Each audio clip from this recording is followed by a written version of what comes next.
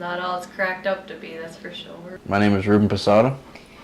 I'm 23 years old. I'm originally from Michigan. I was in the Army for about 3.5 years. My stepdad was, he just retired as a major. I've been married almost a year now. I actually met him at a bar when I was living in Fayetteville, North Carolina. Knew him after he was deployed. I didn't know him before he went on deployment. I know there was just a few nights they did like the navigation and they were out in the field for a couple weeks, and so it was hard to say what they'd run into out there.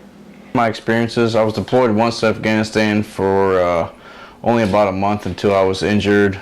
I was an infantry team leader. I trained new soldiers and soldiers that I had under me to do their jobs and do it efficiently and make it so next time they got deployed, everyone would make it home safely. On the 29th of March of 2012, I was on our base in Afghanistan getting ready to do another mission that we had for that day. I needed to grab some ammo that we had.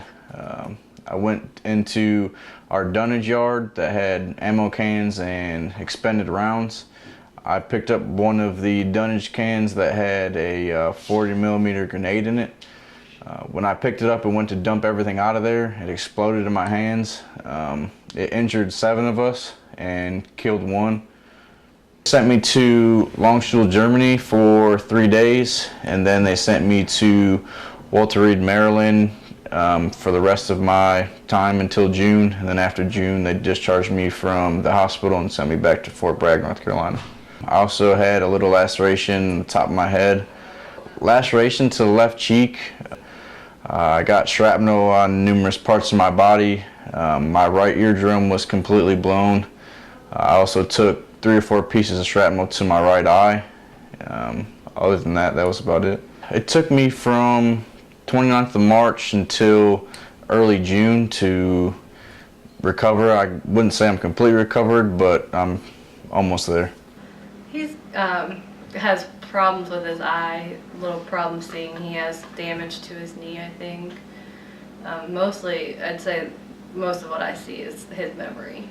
My body just couldn't take it anymore after I got hurt, at least the infantry side of it. Pretty much after my traumatic brain injury, I just can't do everything I used to be able to do. He's a hard worker, dedicated, really caring. Just he has a hard time with his injuries. He has a traumatic brain injury, so he forgets things a lot. Now I work for Carter Lumber, and I work in the warehouse building all the loads and doing all the receiving.